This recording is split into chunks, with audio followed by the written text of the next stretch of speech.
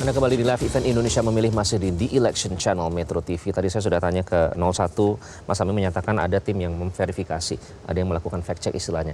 Nah, kalau dari TKN sendiri, apakah ada tim tersendiri yang menentukan bahwa informasi yang masuk, laporan yang masuk itu legit gitu untuk diproses lebih lanjut? Iya, iya. Memang kita punya timnya, ya. Kita juga menyebar para relawan. Kami juga punya aplikasi yang namanya Suara Pagi yang dibikin oleh relawan kami untuk memastikan ya suara-suara di TPS, baik itu penghitungannya maupun proses pemungutan suaranya itu berlangsung dengan baik. Kurang lebih sih seperti itu ya. Tapi begini, kami belum melakukan pesta. Tadi kan disebutkan kami sudah melakukan pesta, bukan. Baru perayaan. Tapi kan ada selebrasi, Mas Uki. Tapi begini, waktu quick count itu sudah melebihi 80%, ya. Memang media kan kemudian menanyakan para paslon, gitu ya. Pak Prabowo ditanya, Pak Anies ditanya, kemudian juga Pak Ganjar ditanya, gitu. Nah, suasana, apakah euforia, apakah kekecewaan, apakah ketidakpuasan, itu kemudian kan tergambar dari quick count, gitu. Maka wajar saja ya, ketika ditanya quick count dan kami di sini unggul telak di quick count, maka wajar saja euforianya itu euforia yang positif. Artinya kami memiliki perasaan yang senang lah gitu ya. Tapi apakah hal tersebut disebut perayaan? Bukan. Itu kan nobar quick count sebenarnya. Lalu yang kedua, kami kemudian tapi Pak ada Prabowo, pidato kemenangan di situ. Pak Prabowo belum. Pak Prabowo kemudian pindah ke Istora. Jadi sebenarnya ke Istora juga memang sudah disiapkan. Mau satu putaran kah, 2 putaran kah, mau kalah atau menang kah, itu sudah kami siapkan gitu. Dan saya ingat banget di Istora itu Pak Prabowo mengatakan bahwa ini belum selesai kok gitu. Ini belum selesai, artinya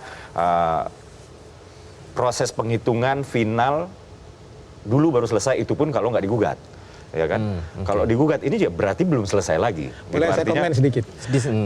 Sebetulnya kalau dilihat dari sisi positifnya ya, apakah dia perayaan atau apapun namanya, itu malah bagus itu. Artinya ada semacam kanalisasi massa yang lagi euforia, kemudian masuk ke sana kan tertib akhirnya di jalan. Bahwa kemudian ada punya pandangan menyangkut masalah protokoler segala macam belum ini, ya sudahlah itu soal lain. Tapi dari pemilu ke pemilu kan seperti itu, kalau kita mau fair. Begitu sudah selesai quick count muncul dan kredibel, hasilnya juga sama. Sudah ada perayaan. Jadi, ya, fatsun itu menurut saya kita selesaikan. Tapi kalau kemudian ada sisi positifnya, ternyata bisa kanalisasi letupan sosial gitu, karena saking gembira daripada liar di jalanan Jakarta. Kalau saya sih melihatnya begitu aja. Iya, karena kan bukan pertama kali terjadi, sebelumnya juga kita pilpres sebelumnya tapi ada perayaan. Disebutkan sama Pak Prabowo juga di Istora, Mas, bahwa kita jangan jumawa dulu. Kita jangan besar hati dulu. Artinya ini belum selesai gitu. Quick count itu hanya indikator.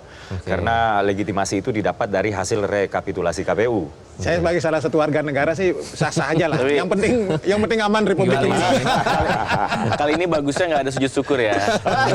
Karena 2 pemilu bersebelumnya Pak Prabowo kan tanya dulu ada sujud syukur nggak? Kita nggak tahu. Sebelumnya kan berenang ya Pak Prabowo waktu itu ya. Iya. Jadi persiapannya berapa lama Mas event di Istora itu? Enggak, Pak Prabowo itu emang hobi berenang, Mas. Ada stage, ada konventi, ada pengerahan massa juga, udah pakai seragam. Cuman kalau yang di Istora Senayan memang sudah dipersiapkan, mau kalah mau menang, 1 putaran 2 putaran, artinya itu bukan sebuah perayaan. Nah, yang lain juga kalau menang pasti sama gitu.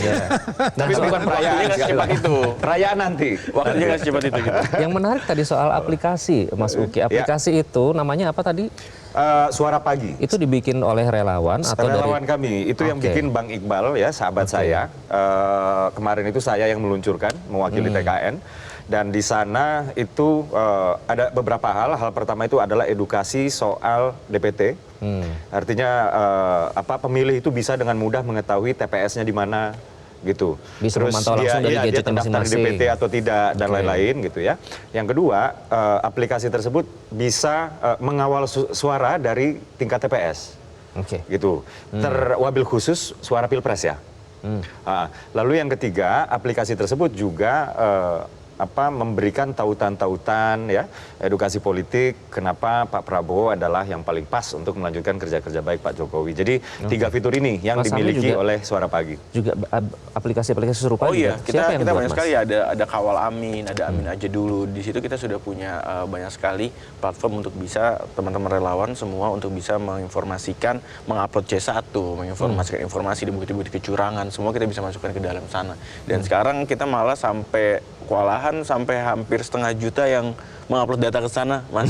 Jadi banyak sekali informasi yang masuk ke kita, dan ini sedang kita proses semua. Dan teman-teman sekarang bekerja hampir 24 jam untuk bisa konfirmasi, mengolah data semua, dan ya ujungnya kita cuma mau membantu KPU untuk yang bisa bikin timnas atau mendapatkan dari informasi. pendukung atau dari relawan? Ada dua, ada memang dari timnas dan jadi dari relawan juga yang menyumbang untuk bisa membuat itu. Jadi kita tuh kayak semacam crowdsource ya semuanya. Jadi semua tuh memang juga bantuin, semua juga pengen berkontribusi untuk Amin ini. Jadi memang sudah Saya boleh bersaran pada dua tim Gimana ini. Pak? Ini kan menarik saya nih ya. menarik. Masing-masing Saya boleh punya bersaran aplikasi begini, sendiri dengan gitu tiga klaster masalah tadi itu. Ya. Saya sih menyarankan seluruh temuan itu jangan cuma disimpan, jadi langsung kanalisasi ke lembaga terkait. Sehingga sebelum masuk di MK, dia sudah punya legitimasi. Menyangkut selisih angka, menyangkut dampak pelanggaran pidana yang berakibat pada persoalan angka, menyangkut masalah perilaku pejabat daerah yang kemudian punya indikasi terjadinya abuse of power dan lain sebagainya. Ini menurut hemat saya, mumpung masih ada waktu sebelum 20 Maret, sebaiknya itu sudah punya legitimasi hukum di lembaga terkait, apakah di Bawaslu-nya, apakah di pihak kepolisiannya, secara teknis gimana itu, Pak, di KPU. maksudnya, Pak? Tidak, maksud saya begini, dengan dia punya legitimasi itu, secara teknis ya segera dilaporkan.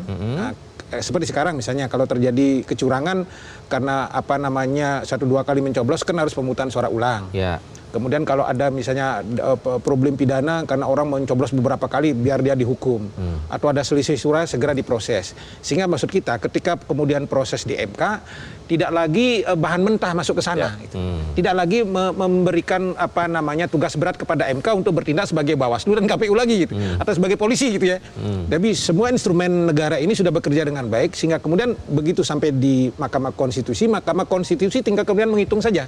Oh, dampak ini yang sudah legitimate berapa konversi angkanya secara kuantitatif.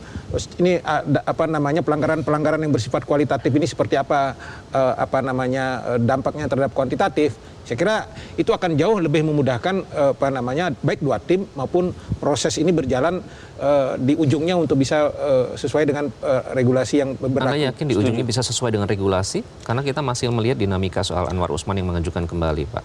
Oh ya, apakah bisa berbeda hasilnya? Itu nanti akan menyangkut masalah dinamika di Mahkamah Konstitusi ya. Tapi memang isu seksinya menurut saya di pemilu presiden ini tidak lagi pada persoalan angka itu, menurut hemat saya. Isu seksinya adalah persoalan perdebatan hukum nanti di Mahkamah Konstitusi. Saya yakin betul pada problem adalah legitimasi proses pencapresan cawapres itu. Oke, kembali ke situ ya. Jadi itu sudah dikumpulkan, udah dugaan kecurangan ini sudah sesuai dengan tadi Pak. Jadi gini Pak, bahkan kami lebih canggih lagi dari itu. Jadi setiap ada laporan yang masuk, begitu udah masuk laporannya, ada narasinya, ada bukti yang sudah dilampirkan. Karena setiap ada laporan harus ada buktinya. Kami tidak bisa menerima laporan yang hanya teks aja. Jadi selalu ada buktinya. Jadi begitu udah masuk ke sistem kami, nanti akan ada analisa hukumnya, langsung masuk analis hukum, menyebutkan bahwa ini melanggar pasal berapa dan pasal berapa. Begitu sudah dikonfirmasi pasalnya, otomatis sistemnya akan mengeluarkan surat laporan langsung bentuknya. Ke Bawaslu? Ke Bawaslu langsung. Jadi langsung berbentuk surat dengan lampiran bukti. Jadi begitu kita, jadi bahkan itu setiap hari bisa menghasilkan 100-200 Kalau semua tim Pak. seperti ini saya kira itu bagus. Jadi mempercepat proses. Tapi yakin nggak Mas Sami itu akan diterima oleh MK? Karena itu kan terkait dengan hasil dari masalah yakin nggak yakin itu nanti urusan dari seberapa pentingnya etika dan profesionalitas bagi Bawaslu dan MK ke depan. Tapi bagi kami dari Timnas ini untuk melaporkan itu ada kewajiban bagi kami. Masalah itu nanti yakin atau nggak yakin ya kami percaya dengan kredibilitas KPU, Bawaslu dan MK. Walaupun ya banyak sekali kita lihat sekarang pelanggaran dilakukan oleh Ketua KPU ya, melanggar etik sudah 2 kali, Bawaslu juga sudah menyatakan 2 kali Mas Gibran ini melanggar aturan pemilu yang membagikan susu di CFD dan lain-lain. Dan itu memang tanpa ada hukuman ya, hanya sekedar melanggar berapa etik. Kali peringatan keras, peringatan lebih keras, dari tapi tidak ada hukuman dan lain. Tapi soal selisih suara, Mas Sami, apakah sudah terkumpul begitu selisih suara yang akan kemungkinan akan diajukan? Iya, jadi prosesnya masih terus berjalan, Mas. Karena memang kami yakin sebelum pemilu itu kami sudah melihat survei internal bahwa pemilu ini akan berlangsung 2 putaran. Dan kami adalah runner up. Ya, dan itu sudah terkonfirmasi. Tapi ternyata kami kaget ternyata pada saat quick count-nya keluar ternyata 55%, 54%, 56%. Ini menunjukkan ada indikasi hal tersebut. Dan Mas, kalau Mas pernah dengar juga ada video yang Pak SBY pernah ucapkan, mungkin Pak Budi pernah lihat, bahwa kalau misalnya pemilu ini terjadi satu putaran, artinya ada kecurangan di sini.